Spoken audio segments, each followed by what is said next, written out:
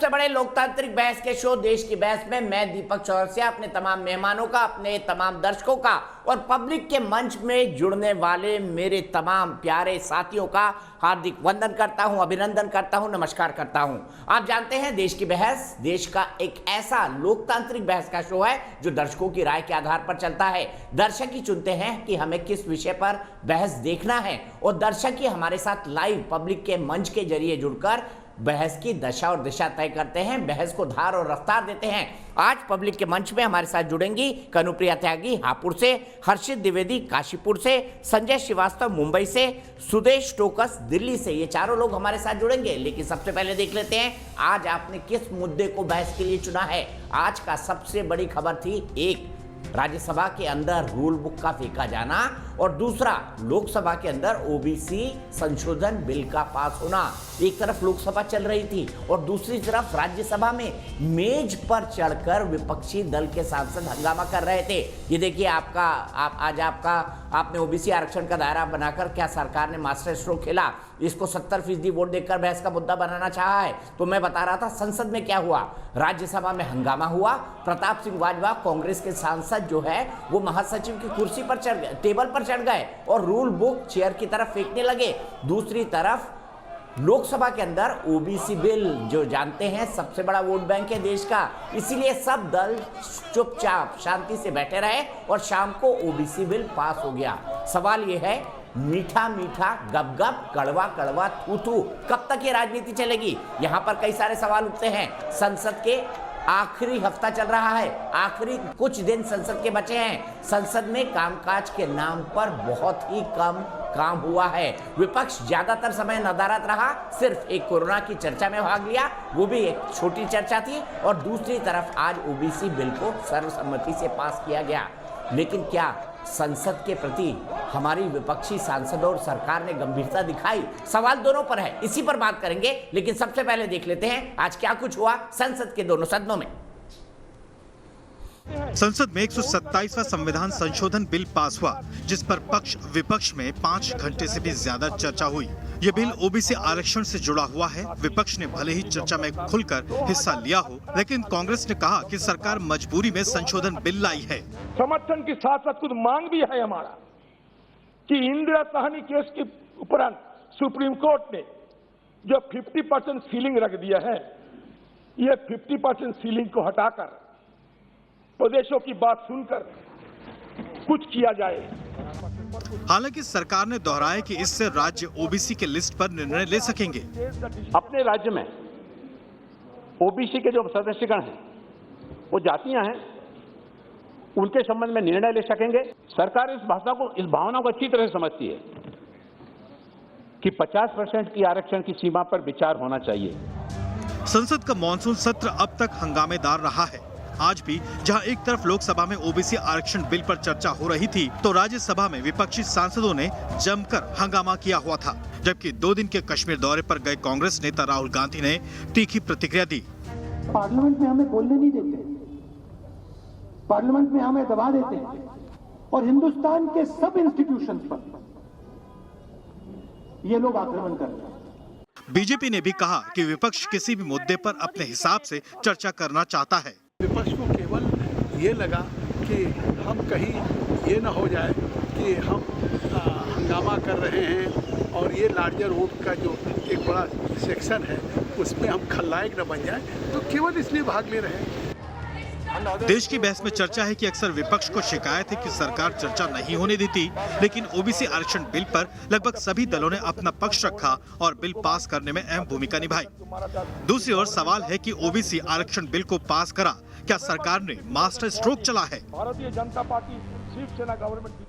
तो सवाल यहां पर यह खड़ा होता है, क्या संसद के साथ सांसदों ने न्याय किया है? खास तौर पर विपक्षी सांसदों ने, क्या सरकार के तौर पर सरकार ने अपनी जिम्मेदारी निभाई है? यह भी बड़ा सवाल है।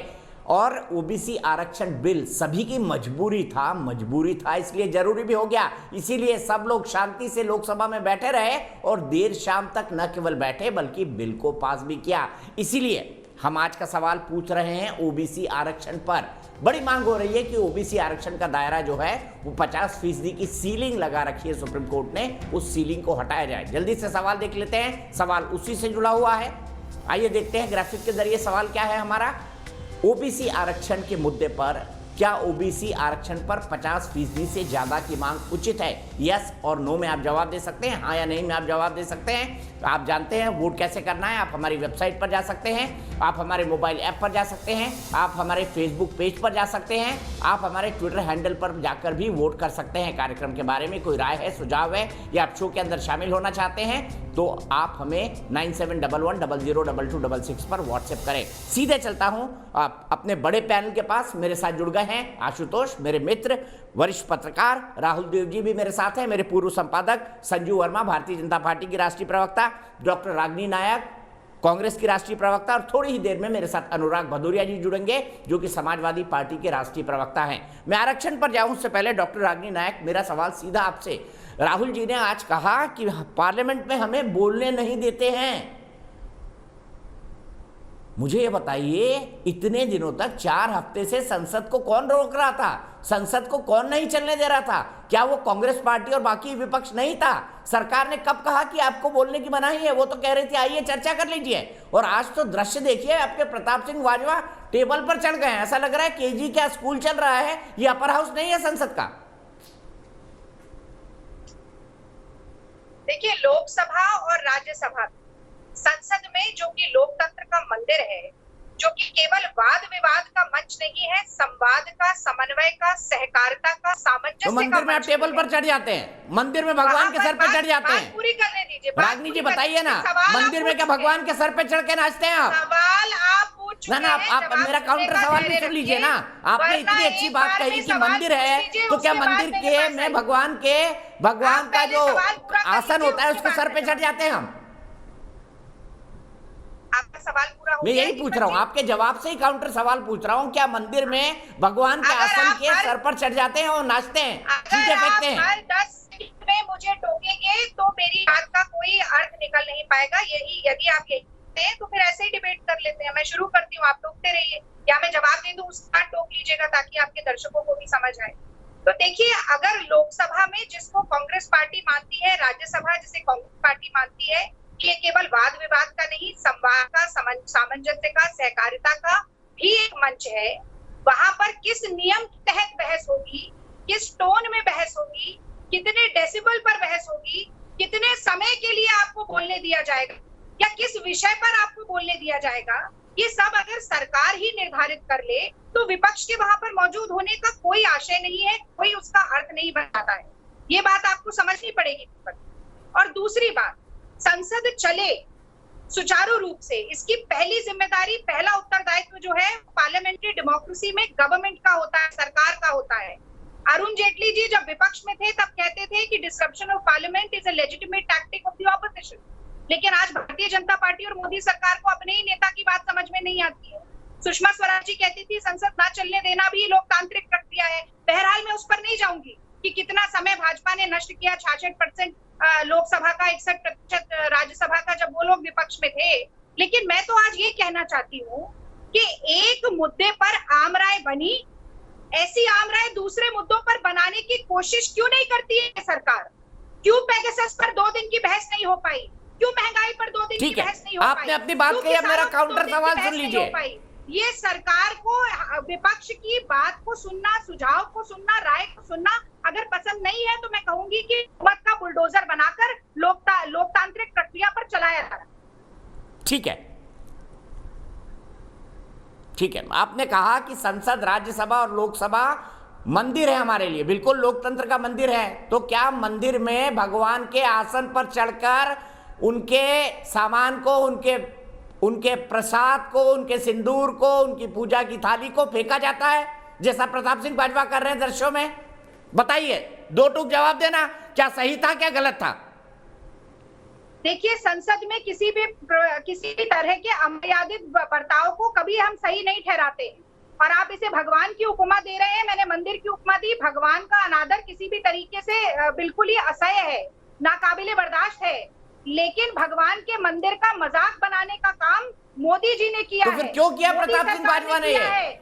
जब शुरुआत में ही विपक्ष को बोलने नहीं दिया मोदी जी ने बाजवा को प्रताप सिंह बाजवा जी को महासचिव की चेयर पर चढ़ने के लिए तो नहीं बोला था, उनकी टेबल पर चढ़ने के लिए तो नहीं बोला था। तब लोकतंत्र के मंदिर का मजाक बनाने की शुरुआत मोदी जी ने की है। अगर ये सब नहीं होता तो मुझे लगता है सुचारू रूप से संसद चल सकती थी।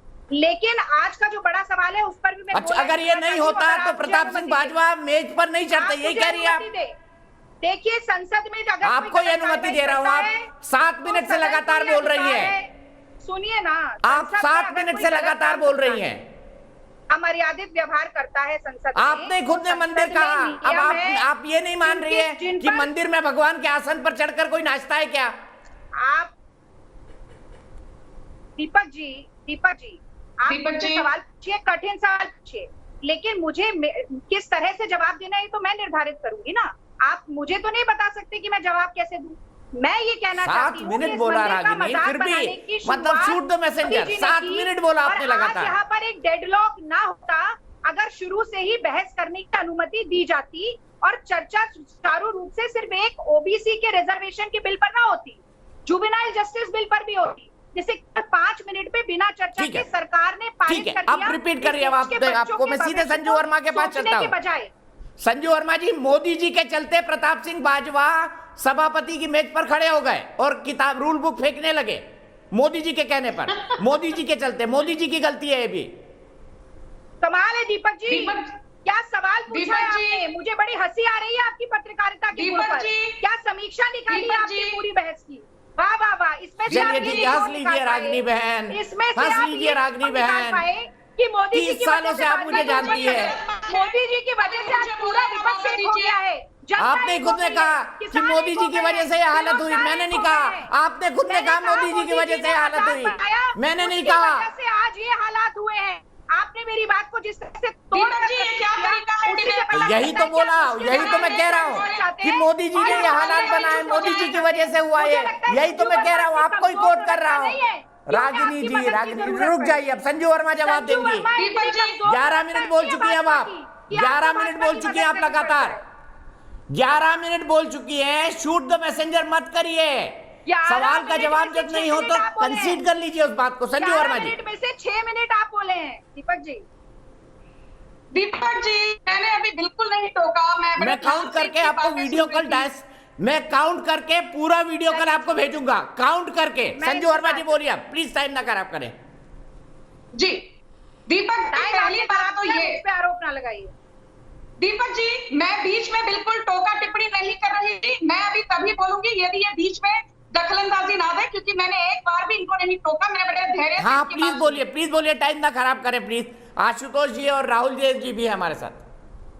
पहली बात तो ये कि आज एक ऐतिहासिक बिल पारित हुआ है और इस बिल के पारित होने के बाद अभी जो राज्य हैं वो तय कर पाएंगे अपने अपने राज्य के अंदर कि आरक्षण के लिए कौन ओबीसी लिस्ट के अंदर इंक्लूड होगा, कौन नहीं होगा। तो जो कोऑपरेटिव फेडरलिज्म की बात जो बार बार कांग्रेस और विपक्ष दुहाई देता है, आज कोऑपरेटिव फेडरलिज्म को सही मायने में यदि किसी ने उसका हस्ताक्षरण किया है तो वो मोदी सरकार है। दूसरी बात, यहां पर आकर मोदी मोदी चिल्लाने से कुछ नहीं होगा। पहली बात तो ये कि चाहे वीपी सिंह हो, जब वीपी सिंह ने मंडल कमीशन और आरक्षण की बात की थी, राजीव गांधी ने खुलकर वीपी सिंह का विरोध किया था। ये भाजपा थी कि जिस आरक्षण का उस वक्त भी समर्थन किया था। सिर्फ वीपी सिंह की बात छोड़ दीजिए, 1953 में 1953 में पहली बार काका कलेलकर कमीशन का गठन हुआ कि ओबीसी समुदाय को कितना आरक्षण मिलेगा, और काका कलेलकर कमीशन की जो रिपोर्ट थी जवाहरलाल नेहरू ने उसको कूड़ेदान में फेंक दिया। तो कांग्रेस का तो ये हाल है कि चाहे वो पीवी नरसिम्हा राव हो, सीताराम केसरी हो, कर्पूरी ठाकुर हो, कामराज हो, देवराज हो, राम मनोहर लोहिया हो, जयप्रकाश नारायण हो, इनकी कभी किसी के साथ नहीं बनी। ना पिछड़े वर्ग ना दलितों के समर्थन में कभी भी कांग्रेस खड़ी हुई है। यहां पर आकर मोदी मोदी चिल्लाने से पहले इनको याद दिला दूं, जो इंडिया के सबसे महत्वपूर्ण डिफेंस मिनिस्टर रह चुके हैं दलित समुदाय से, जगजीवन राम, उनकी लेगेसी को पूरी तरह मिटाने में कांग्रेस ने कोई कसर नहीं छोड़ी। सीताराम केसरी को टॉयलेट के अंदर बंद करके खुद को कांग्रेस का अध्यक्ष घोषित करने में सोनिया गांधी ने कोई कसर नहीं छोड़ी। अरे ये तो इतनी निर्लज पार्टी है कांग्रेस पार्टी कि एक पूर्व प्रधानमंत्री पी नरसिम्हा राव के दिवंगत शरीर को श्रद्धांजलि देने के लिए एआईसीसी हेडक्वार्टर्स के अंदर उनके शव तक को दाखिला होने नहीं दिया। और यहाँ पर आकर ये लोग गरीबों की, वंचितों की, दलितों की, पिछड़े समाज की बातें करते हैं। ये तो वही होता है, कांग्रेस से खुद तो कुछ होता नहीं है। इनकी हालत है खिसियानी बिल्ली खंबा नोचे, खिसियानी बिल्ली खंबा नोचे। जब खुद सत्ता में थे तब एक काम नहीं कर पाए, ढेले पर का काम नहीं कर पाए। अब आप रोते हो मोदी जी ने ये नहीं किया, मोदी जी ने वो नहीं किया। अरे राहुल गांधी ने कर लिया। स्वामीनाथन कमीशन की रिपोर्ट का गठन मैं बताती हूँ पहले हुआ था। क्या मुझे मौका आपने 10 साल तक आप सत्ता में थे। स्वामीनाथन कमीशन ने अपनी रिकमेंडेशन 2005-06 में दी थी। आपने क्या कर लिया? 10 साल आपने कुछ नहीं किया। जब हम कानून लेकर आ गए तब आप चिल्लाने लगे ये कानून काले कानून है। ठीक है, यहीं पे रुकते हैं। आपने बहुत सारे विषय एक साथ मिक्स कर दिए संजू जी, आपने बहुत सारे विषय एक साथ मिक्स किए। रागिनी जी आप जवाब जरूर देंगी, पर आशुतोष और राहुल जी से एक कमेंट ले लो, उसके बाद आप इसका जवाब दीजिएगा। आशुतोष, आज जो राज्यसभा में हुआ आप उसको किस तरीके से देखते हैं? नहीं, मुझे लगता है किसी भी जो सीनियर सांसद है, कोई भी सांसद इस तरीके से टेबल पे चढ़ने का कोई मतलब ही नहीं होता। और जो टेबल पे चढ़ते हैं दरअसल संसद के मर्यादा के खिलाफ काम करते हैं। इसमें किसी तरीके का कोई सवाल और किसी तरीके की बहस की कोई गुंजाइश ही नहीं इसमें।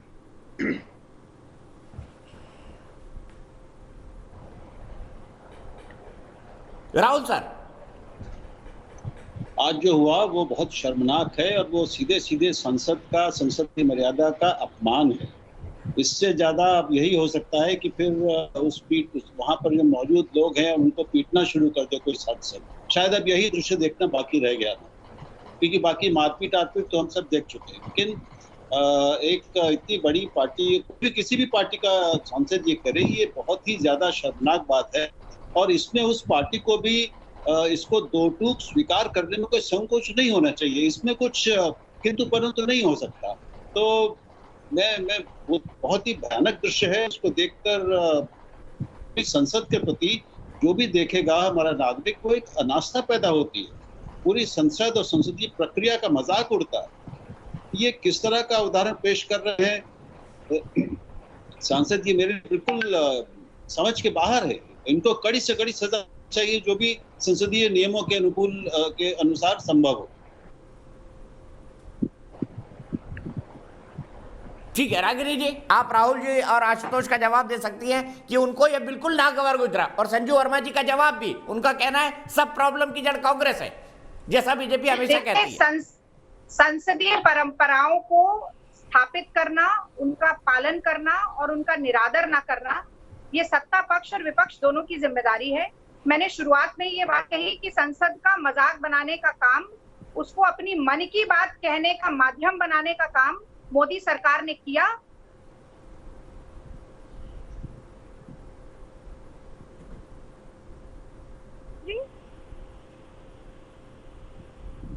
जी आप सुन पा रहे हैं? जी बिल्कुल, बोलिए, आपकी आवाज आ रही है रागिनी जी? हाँ, माफ कीजिएगा, शायद आपका कनेक्शन चला गया। हाँ, जी आप बोलिए, आपका कनेक्शन चला गया लेकिन आपकी आवाज आ रही है। अब आ गया, आपका विजुअल भी आ गया।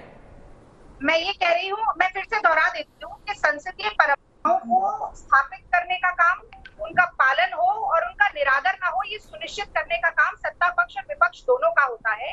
और मैं समझती हूँ कि जिस तरह से संसदीय परंपराओं का निरादर कर, विपक्ष को हाशिए पर खड़ा कर, केवल अपने मन की बात कहने के माध्यम जो संसद को बनाया गया, उसी के कारण आज ये डेडलॉक देखने को हमें मिल रहा है। लेकिन मैं ये जरूर कहना चाहती हूँ कि अगर संसदीय परंपराओं का निरादर होता है तो नियम है सदन, उनका पालन करते हुए कार्यवाही हो सकती है किसी भी सदस्य के खिलाफ, किसी भी मेंबर के खिलाफ। ये पहली बात। अब मैं आ जाती हूँ आरक्षण के मुद्दे पर, जो आज आपका मुख्य सवाल। तो मैं सबसे पहले तो ये कहना चाहती हूँ कि मंडल के विरोध में पूरे देश में कमंडल की राजनीति को स्थापित करने की मुहिम चलाने वाली भारतीय जनता पार्टी। आप मास्टर स्ट्रोक की बात कर रहे हैं, मैं मास्टरमाइंड आरएसएस की विचारधारा की बात करना चाहती हूँ। तो मास्टरमाइंड आरएसएस की विचारधारा जो आरक्षण की समीक्षा से लेकर आरक्षण के खात्मे तक की बात करती है, उस पर तटस्थ खड़ी रहने वाली भारतीय जनता पार्टी, और वही भारतीय जनता पार्टी जो 2018 में मोदी जी के जरिए ये सुनिश्चित करती है कि राज्यों से ये विशेषाधिकार छीन लिया जाए कि किस प्रदेश में कौन सी जाति पिछड़े वर्ग में आएगी। वो अधिकार छीन लेने के बाद दोबारा अधिकार देकर एहसान जता रही है। यानी कि आप प्रहार करिए, उसके बाद आप मरहम लगाइए और फिर आप ये अपेक्षा कीजिए कि देश का पिछड़ा वर्ग जो है वो मोदी जी के आगे साष्टांग प्रणाम करते हुए नतमस्तक हो जाए। मैं मेडिकल में आरक्षण देने की बात पर भी जल्दी से दो लाइन बोलूं।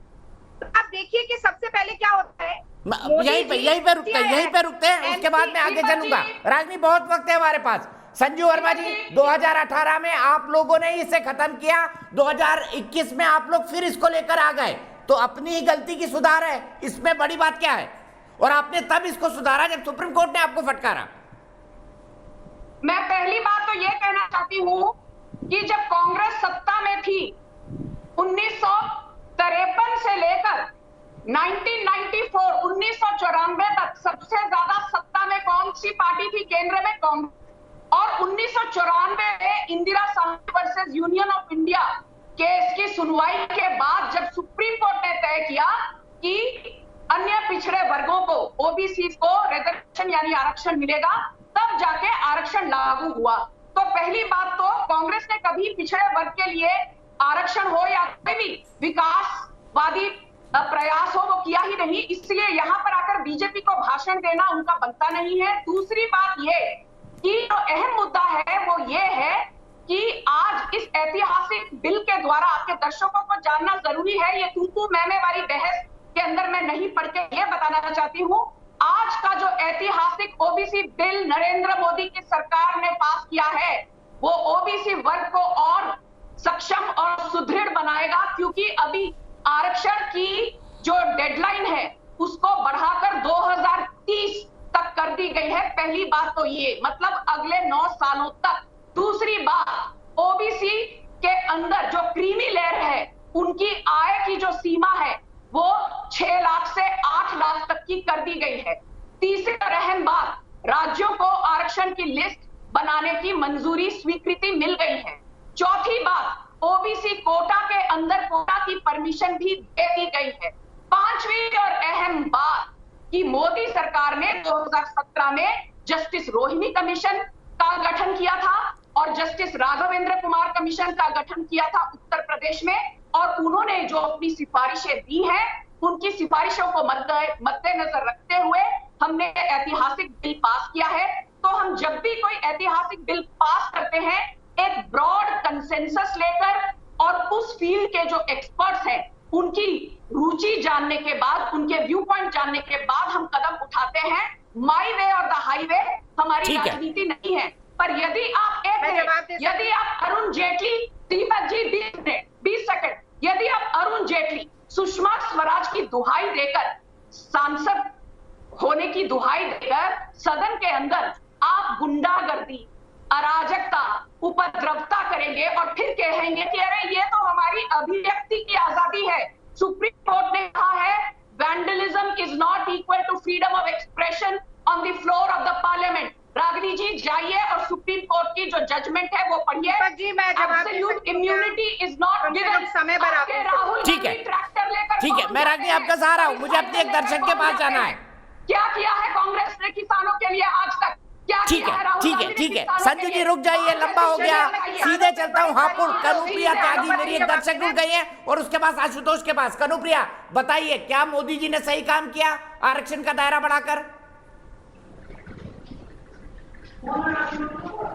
हेलो जी कनुप्रिया जी बताइए, क्या मोदी जी ने सही किया आरक्षण का दायरा बढ़ाकर? हेलो सर, आप मुझे सुन पा रहे हैं? जी बिल्कुल सुन पा रहा हूँ, आप मेरा सवाल का जवाब दीजिए, क्या मोदी जी ने सही किया आरक्षण का दायरा बढ़ाकर? और टीवी को मत देखिए, सामने देखिए सर, अपने फोन में देखिए। सर, लोकसभा में 127वां संशोधन बिल आज पास हुआ है जो कि बहुत ऐतिहासिक है। हमारे देश को आजाद हुए 73 साल हो चुके हैं और 73 सालों में ये ऐतिहासिक ऐसी चीज हुई है जो ओबीसी को लेकर हमारे संसद में आज बिल पास हुआ और विपक्ष सर बार बार ये बोल रहा है कि मतलब इस तरीके से बार बार सवाल उठा रहा है, लेकिन सर विपक्षी सांसदों के सवाल का जब जवाब देते हुए केंद्रीय सामाजिक न्याय और आधिकारिक मंत्री वीरेंद्र कुमार ने कहा था जिस तरह सदन ने बिल का समर्थन किया वो स्वागत योग्य है। वीरेंद्र कुमार ने कहा कि बीजेपी की नीयत साफ है।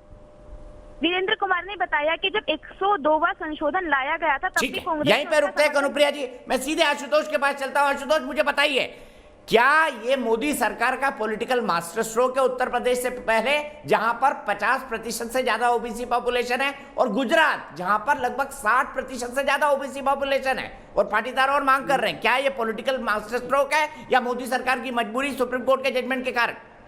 पहली बात तो ये भारतीय जनता पार्टी की तरफ से किया गया एक भूल सुधार है और जो 2018 के पहले जो राज्यों के पास अधिकार था उसको केंद्र सरकार ने ही वापस लिया था और केंद्र सरकार को अब अपनी गलती का एहसास इसलिए हो रहा है क्योंकि पिछड़े वर्गों में इसको लेकर बहुत ज्यादा नाराजगी तो सुप्रीम कोर्ट की तरफ से जबरदस्त तरीके से डंडा पड़ा है।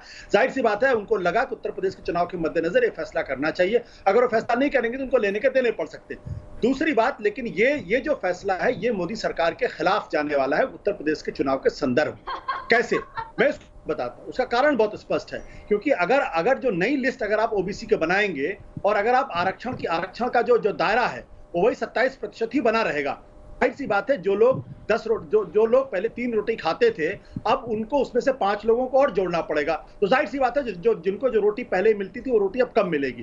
तो इसलिए जो आरक्षण का दायरा अगर भारत सरकार नहीं बढ़ाती है या किसी वजह से अगर नहीं बढ़ाया जाता है तो 5 जातियों को तो आप उपकृत कर देंगे, लेकिन बाकी की जो जातियां होंगी, जो पिछड़ी जातियां होंगी, वो अपने आप को अग्रीव्ड महसूस करेंगी और उनको इस लेकर तकलीफ होगी। दूसरी बात, ये बात मत भूलिएगा कि इस सरकार को जब 1990 में जब विश्वनाथ प्रताप सिंह ने मंडल कमीशन का लगाया था उस वक्त सबसे ज्यादा विरोध भारतीय जनता पार्टी ने किया था और जो रथ यात्रा निकाली थी वो मंडल कमीशन के विरोध में था। अगर उस वक्त की जांच हो जाए तो एंटी मंडल फोरम जो बना था उसके पीछे कौन पार्टियां थी, कौन संगठन थे, स्पष्ट हो जाएगा।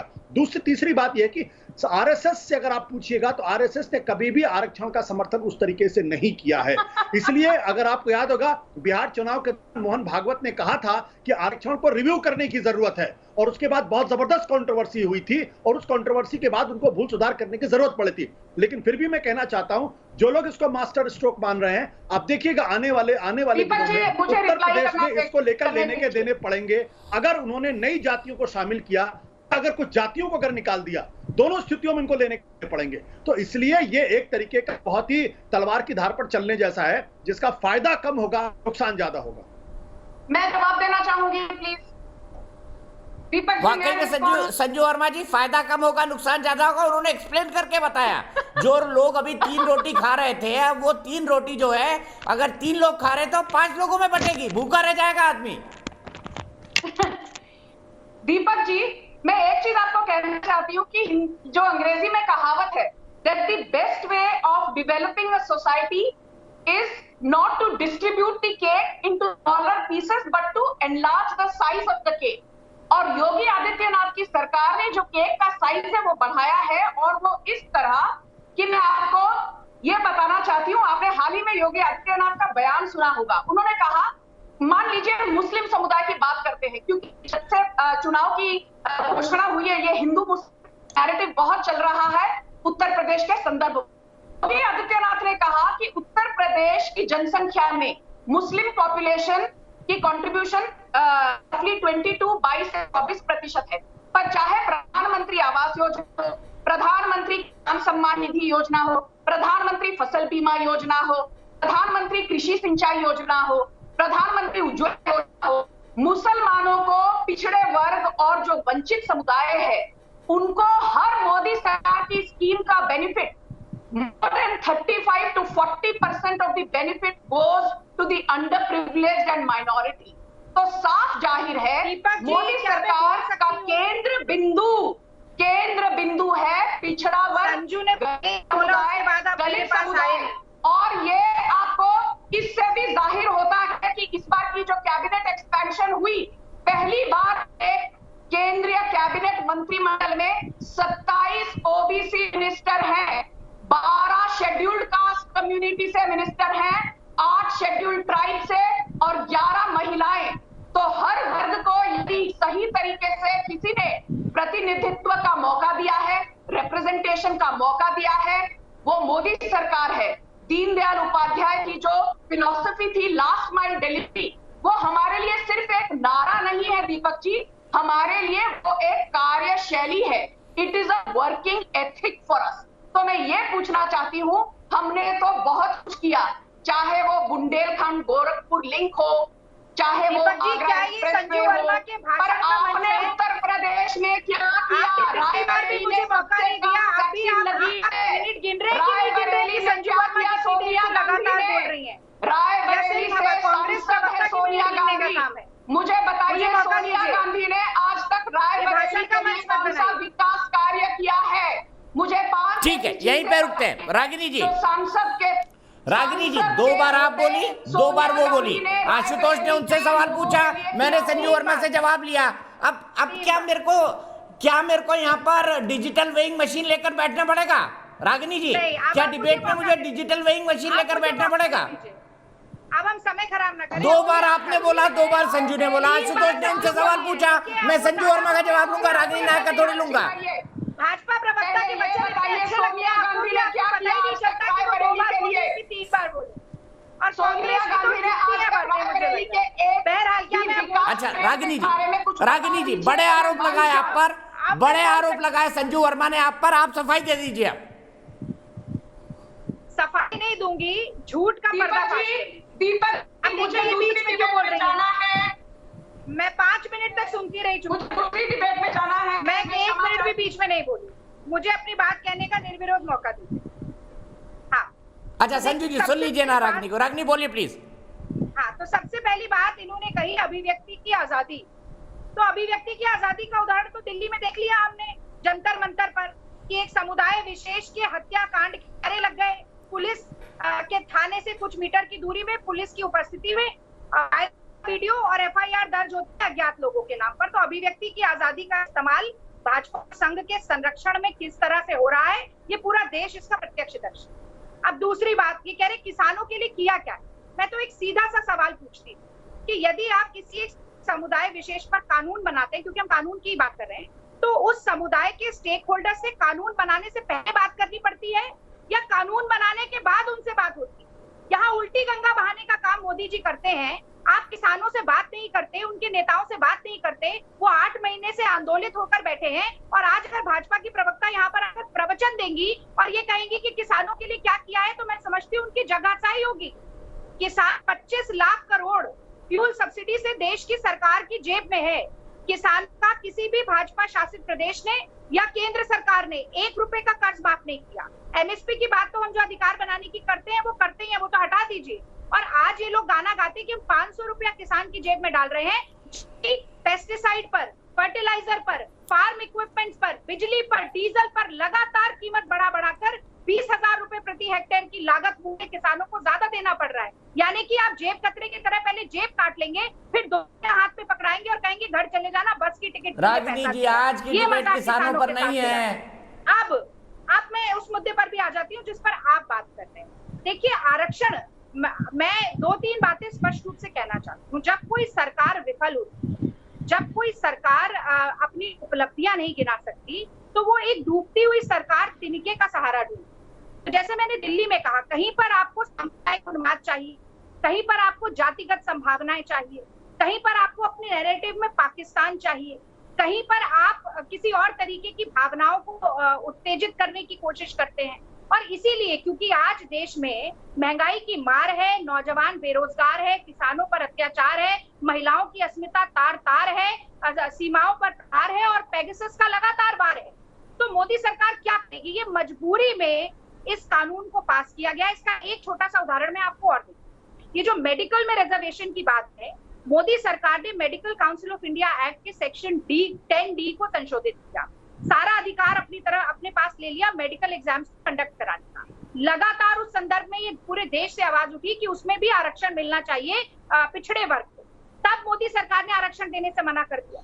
जुलाई 2020 में सोनिया गांधी जी ने चिट्ठी लिखी, पर मोदी जी केवल मन की बात मानते, पत्राचार में विश्वास नहीं करते, कोई जवाब नहीं दिया। फिर DMK ने मद्रास हाईकोर्ट को मूव किया और ये कहा कि आरक्षण मिलना चाहिए। मद्रास हाईकोर्ट ने नोटिस भेजा, सरकार ने कोई जवाब नहीं दिया। कंटेम्प्ट पिटीशन के जवाब में तुषार मेहता सॉलिसिटर जनरल को जाना पड़ा और वहां जाकर नाक रगड़ कर कहना पड़ा कि हम माफी मांगते हैं और हम आरक्षण को लागू करेंगे। आप इसको क्या ऐसी सरकार को बधाई का पात्र मानते हैं जो कि कोर्ट के कहने के बाद आरक्षण लागू करे? वो आरक्षण जो पिछड़े वर्ग का अधिकार है, वो आरक्षण, आपने बिल्कुल ठीक कहा कि ये मास्टर स्ट्रोक नहीं है, ये केवल एक भूल सुधार की एक्सरसाइज है और ये जो पब्लिक है ये सब जानती है।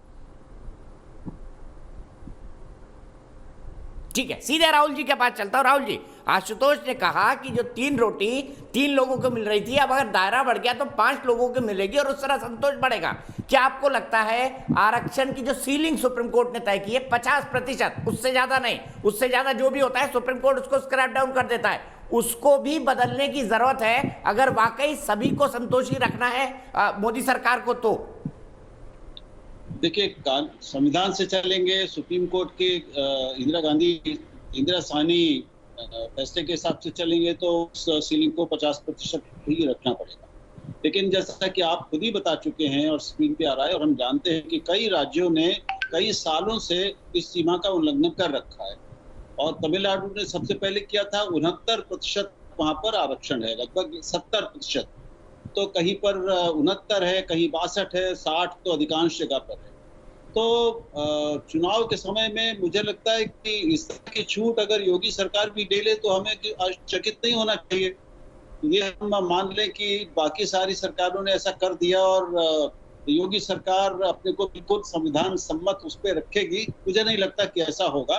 वो वहां पर कोई ना कोई रास्ता निकाल के इसको बढ़ाएंगे। और जैसा ये कह रहे हैं इन्होंने, आरक्षण, वो मेडिकल आरक्षण में भी कहा, MBBS के लिए भी सरकार ने कहा कि भाई हम पाई को बढ़ा देंगे, यानी लगभग 5,500 के बढ़ा देंगे पूरे देश में। तो किसी भी वर्ग की सीटें कम नहीं होंगी, बढ़ जाएंगी, तो पाई बढ़ जाएगी। तो मुझे लगता है कि ये ही चीज वहां भी करेंगे।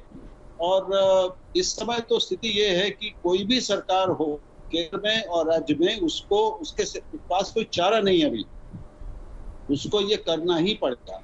और मैं आशुतोष की एक बात का बस सिर्फ ये दे दूं, जब वो संघ की RSS की बात कर रहे थे तो मैंने अभी 1 घंटे पहले ये खबर पढ़ी कि जो सरसंघ चालक सर कार्यवाह हैं RSS के, होसबले जी, उन्होंने आज ही कहा है कि वो स्वयं और उनका संगठन पूरी तरह प्रतिबद्ध हैं आरक्षण के लिए। हालांकि उनकी भूमिका ये रही है, आप ठीक से याद दिलाया गया कि भागवत जी के एक बयान आया था और उससे नुकसान। तो आज RSS की स्थिति ये है, अब ये मान लेने से। आज शाम को उनका ये बयान आया। हाँ, आज ही शाम को आया। तो आज शाम को इनका बयान आया। तो RSS भी इस पर आ गया जी। बीजेपी बहुत पहले आ चुकी। सारी जो बढ़त मिली है 10% की, मोदी जी आए वो 26 से 37% उनको वोट मिले, तो वो जो 10% नया वोट है, तो यही अति पिछड़ों का, अति दलित जातियों का, जो छोटे छोटे उनकी जातियां हैं बिखरी हुई थी, उनको उन्होंने इकट्ठा करके उनको उनके हित साध कर वहीं से ये वोट आया है। तो इस वोट को वो छोड़ेंगे नहीं, इसी को और आगे मजबूत करने का की रणनीति ही है उनकी, उसी का एक तरीका धन्यवाद। ठीक है, तो इन सिन्हा मेरे साथ भारतीय जनता पार्टी से जुड़ गए। तो इन 2 बातें आई, एक मेडिकल का आरक्षण जो आपने किया, जो पाई बढ़ाने की बात की, वो कोर्ट के डर से किए, और आपने जो ये भूल सुधार किया, जो 2018 का परिवर्तन आपने भूल सुधार आज किया, वो भी कोर्ट के डर पे किया। ये कांग्रेस का आरोप है, कह रही है कि सरकार की इच्छा शक्ति नहीं है, सरकार को जब डंडा पड़ रहा है तब सरकार ये काम कर रही है। देखिए दीपक जी, इन्हें बहुत आनंद आता है ये कहने में कि हम डरते हैं। राहुल गांधी खुद कहते रहते, जबकि तथ्य ये है कि इस सरकार के साहस की वजह से हमें वोट मिलते हैं। अगर दोबारा हम 303 सीटों के साथ आए तो वो साहस और वो जो हमने बल दिखाया बहुत सारी ऐसे परिवर्तन करने का जो ये 70 साल से नहीं कर पाए थे, तो ये साहस की वजह से है। और दूसरा, कोर्ट का अपना कोर्ट तो एक स्तंभ है डेमोक्रेसी में, जुडिशरी एक स्तंभ है। जुडिशरी अपना काम हर विषय पर करती रहती है। अगर जुडिशरी ने कुछ टिप्पणी की 2018 में तो हमने उसका पालन किया, लेकिन तथ्य ये है कि आज जिस राजनीतिक इच्छा शक्ति का हमने प्रमाण दिया है, कांग्रेस जो है उससे बौखला गई है। और ये जो आपने जो खेला हो बे शाम को देखा ये राज्यसभा के अंदर, ये कहीं ना कहीं उसी बौखलाहट, वो कारण कुछ और बता सकते हैं लेकिन उस बौखलाहट का नतीजा है। और दूसरी बात जो है, जो मेरे अन्य साथी भी बोल चुके हैं, कोऑपरेटिव फेडरलिज्म की दिशा में, देखिए मैं आपको एक बहुत लंबी बात कर, मैं एक दूरदर्शी बात कह रहा हूँ। आज से 10 साल बाद, 20 साल बाद संभवतः समाज में एक ऐसी भी स्थिति आएगी जब कुछ ऐसे सेगमेंट्स होंगे जिसके नेता आगे आके कहेंगे कि आज हमारी कम्युनिटी जो है पूरी तरह से सशक्त हो चुकी है इकोनॉमिकली, आज हो सकता है हमें अगले 20 साल के लिए आरक्षण की जरूरत नहीं है। तो ये जो आशुतोष जी नैरेटिव बना रहे हैं कि तीन थालियां हैं, 5 लोग आ गए, ये जो है सिर्फ भटकाने वाली बात है। कोई भी रिजर्वेशन पॉलिसी 100 साल तक, 50 साल तक बिल्कुल स्टैटिक नहीं हो सकती, वो एक इवॉल्विंग पॉलिसी होती है। और उस इवॉल्विंग पॉलिसी की दिशा में आज एक ऐतिहासिक कदम हमने उठाया, इसका स्वागत होना चाहिए। ठीक है, मेरे एक दर्शक हर्षित द्विवेदी मेरे साथ काशीपुर से जुड़ गए हैं। हर्षित, सरकार के इस कदम को आप जायज मानते हैं और क्या आरक्षण की सीमा 50% से भी ज्यादा बढ़नी चाहिए?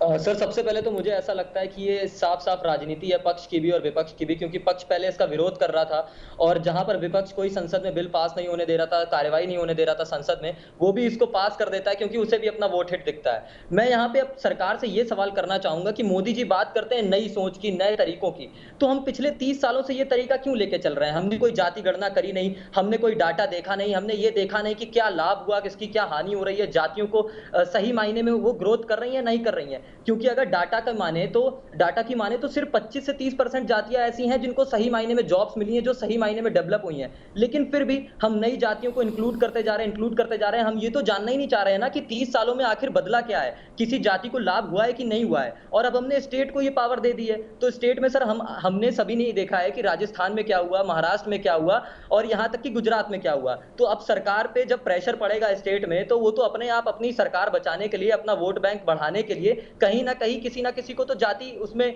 जो लिस्ट है उसके अंदर ऐड कर देगी, किसी ना किसी जाति को। तो इसका सीधा नुकसान जो है ये ओबीसी वर्ग को भी होगा और सामान्य वर्ग को तो सर पहले से हो रहा है नुकसान, क्योंकि इक्वल अपॉर्चुनिटी नहीं मिल रही है। तो मेरे ख्याल से जिस हिसाब से नई सोच की, नए तरीकों की बात मोदी जी करते हैं, तो यहाँ पे बीजेपी को जरूरत है कि कोई नया तरीका लेके आए। ठीक है, बहुत अच्छी बात कही हर्षित आपने। सीधे मैं चलता हूं, डॉक्टर शकील अंसारी मेरे साथ जुड़ गए हैं, एक्स मेंबर है ओबीसी कमीशन के। डॉक्टर शकील अंसारी, क्या आपको लगता है कि आप 50% से ज्यादा सीलिंग बढ़ाने का वक्त आ गया है? और अगर सीलिंग नहीं बढ़ी तो एक अनार 100 बीमार वाली हालत हो जाएगी, इतनी जातियां हो जाएगी और आरक्षण का पाई जो है सिर्फ 27% रह जाएगा।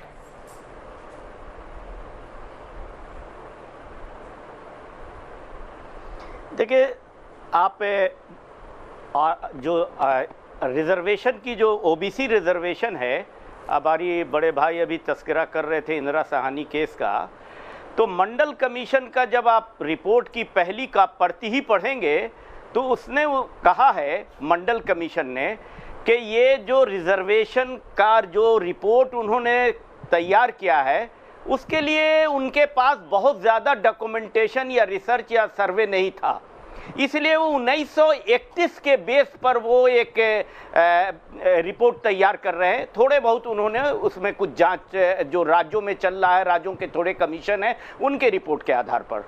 इसलिए उन्होंने कहा था कि जब सेंसस हो तो पहली सेंसस में आरक्षण को जो समुदाय को आप देना चाहते हैं, वो समुदाय की आर्थिक, एजुकेशन की परिस्थितियों को जानने के लिए और सामाजिक दृष्टि को जानने के लिए आपको कास्ट सेंसस कराना चाहिए, पहला ही कॉन्सेशन। लेकिन 92 के बाद से कई कास्ट सेंसस हुए। ये जस्ट हम इत्तेफाक मानते हैं कि जो 92 के बाद जो डिमांड हुआ, पहला 2001 का जो कास्ट सेंसस था, उस वक्त अटल बिहारी वाजपेयी जी प्रधानमंत्री थे और उनके जो होम मिनिस्टर थे, उन्होंने एक प्रस्ताव जो है सेंसस आयोग को दिया कि ये जातीय आधार पर अगर सर्वे किया जाएगा, सेंसस किया जाएगा, तो जातों के बीच में मतभेद बढ़ेगा, इसलिए अभी उचित नहीं है। इत्तेफाक से वो खत्म हो गया।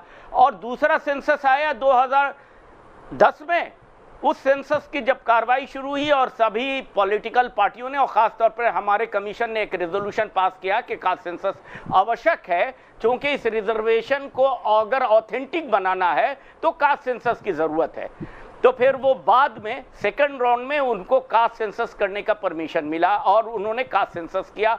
600 करोड़ रुपए उस पर इन्वेस्टमेंट भी हुए जो जनता के पैसे थे। लेकिन जब इत्तेफाक की बात है कि जब रिजल्ट आई तो वो मोदी जी की सरकार आ गई और मोदी सरकार ने कहा कि ठीक है कास्ट सेंसस तो हो गई, इसके लिए एक्सपर्ट कमेटी की एक रिपोर्ट चाहिए हमें, इसलिए एक्सपर्ट कमेटी का गठन कर दिया और एक्सपर्ट कमेटी ने आज तक रिपोर्ट नहीं दी। तो जो कास्ट सेंसस हुआ भी उसका रिजल्ट जनता के पास नहीं आया और ना इस कम्युनिटी को फायदा हुआ।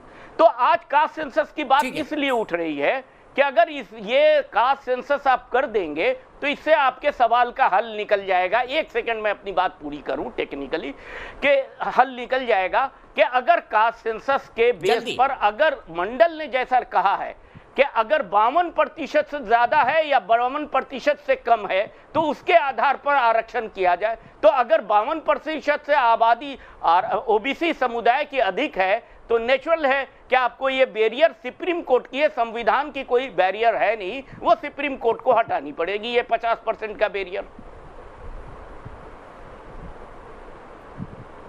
ठीक है, मैं सीधे रागिनी नायक के पास चलता हूं। रागिनी बताइए, जातिगत जनगणना क्या होनी चाहिए और अगर होनी चाहिए तो फिर उस आधार पर आरक्षण का पुनर्निर्धारण होना चाहिए क्या?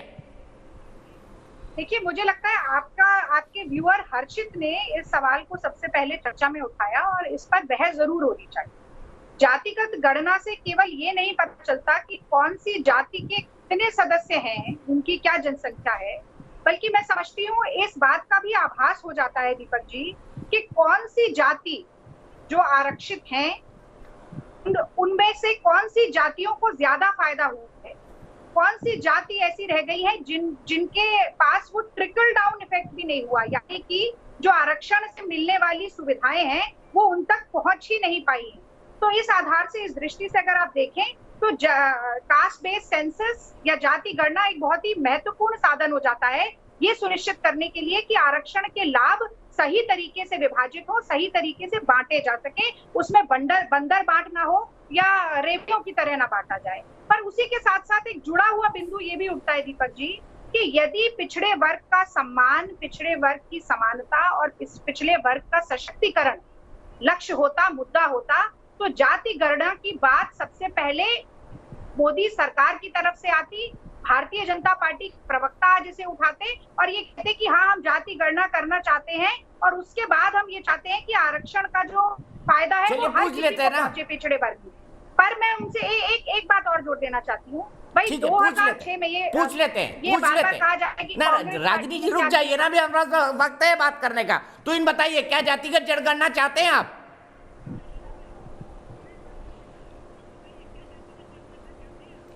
देखिए, आज का जो निर्णय हुआ है, ये जो विधेयक हमने लाया है कॉन्स्टिट्यूशन के 127वें अमेंडमेंट एक्ट को, ये अपने आप में बहुत सारी पुरानी त्रुटियों को, खामियों को का निदान ढूंढने के लिए रास्ता बनाएगा। मैं आपको एक उदाहरण देता हूँ। कल को जो है किसी भी राज्य में, उत्तर प्रदेश में कल उत्तर प्रदेश की सरकार अगर 3 नई जातियों को इंक्लूड करना चाहती है, आप बीच में मत बोलिए, आप रागिनी जी आपको बीच में बोलने की आदत ठीक नहीं है। तो कल को अगर कोई भी राज्य सरकार महाराष्ट्र की हो या उत्तर प्रदेश की हो, अगर वो 3 नए जातियों को जोड़ना चाहेगी आप एंकर है, आप एंकर है क्या? आप शांत होकर बैठिए प्लीज। तो कल को कोई भी राज्य सरकार अगर 3 नई जातियों को अगर इंक्लूड करना चाहती है ओबीसी में, ये स्वाभाविक है कि सवाल उठेंगे। देखिए, आप अपने साथियों, आपके साथी जिस तरह पार्लियामेंट में बिहेव करते हैं उस तरह आप यहाँ मत बिहेव कीजिए। आप थोड़ा चर्चा हो चुकी है, आप तय नहीं करेंगे मेरा जवाब क्या होगा। आपको समझने की क्षमता कांग्रेस पार्टी में नहीं है, इसलिए आप नहीं सुनना चाहती है। मैं समझाने की कोशिश कर रहा हूँ आपको। देखिए, महाराष्ट्र में या उत्तर, आप जिस तरह राहुल गांधी पार्लियामेंट में बिहेव करते हैं आप उसी तरह बिहेव करेंगे क्या यहाँ पे? आप शांत होइए, 60 सेकंड में आपको जवाब दे दूंगा। 60 सेकंड सब्र रखिए और समझने की क्षमता रखिए आप में। अगर आप में भी समझने की क्षमता खत्म हो गई है तो ये आपकी प्रॉब्लम है, इलाज कराइए। देखिए, अगर इलाज आप जाके करा लीजिए, शांत कराए दीपक भाई, इनको शांत कराइए। आप तमीज से बात करिए पहले। अच्छा, मैं दोनों को रोक रहा हूँ। रागिनी ये तरीका ठीक नहीं है, प्लीज। रागिनी आपके टाइम को जरा इधर उधर करते, मैं काउंटर सवाल पूछ लूं तो आप चिल्लाने लगती हैं, आप तो इनको बोलने नहीं दे रही है। अब रुकिए, आप दोनों रुकिए, मुझे एक दर्शक के पास चलना है, संजय श्रीवास्तव मुंबई। लेकिन उसके बाद जब ब्रेक लूंगा, ब्रेक के बाद मैं तू इनसे शुरू करूंगा और रागिनी आपसे रिक्वेस्ट करूंगा, आप बोलेंगी नहीं। संजय श्रीवास्तव मुंबई से जुड़ गए। संजय, क्या ठीक मानते हैं सरकार के इस फैसले को कि ओबीसी का आरक्षण का दायरा बढ़ाया जाए? देखिए, ओबीसी का आरक्षण का दायरा बढ़ाना ठीक है, लेकिन अगर ओबीसी का आरक्षण का दायरा बढ़ाते हैं और भी आरक्षण का जो भी है, तो ओपन कैटेगरी के इसमें जो भी फॉर एग्जांपल एक एडमिशन का जो होता है प्रोसेस, अगर जितने भी रिजर्वेशन वाले हैं उनको सारा एडमिशन जो है फिर वो कम स्कोर करें या ज्यादा स्कोर करें, वो रिजर्व कैटेगरी से लें। तो अब होता ऐसा है कि रिजर्वेशन वाले अपना रिजर्वेशन में भी अपना ले लेते हैं और जिनको मार्क्स ज्यादा आते हैं वो ओपन कैटेगरी का भी एडमिशन ले लेते हैं। तो एक्चुअली सरकार जो करी हो तो ठीक है, लेकिन इसमें थोड़ा सोचना चाहिए ओपन कैटेगरी को भी लेकर के। ठीक है, बहुत बहुत शुक्रिया संजय जी। एक ब्रेक लेता हूं, ब्रेक के बाद हम फिर हाजिर होंगे और बहस करेंगे इसी मुद्दे पर।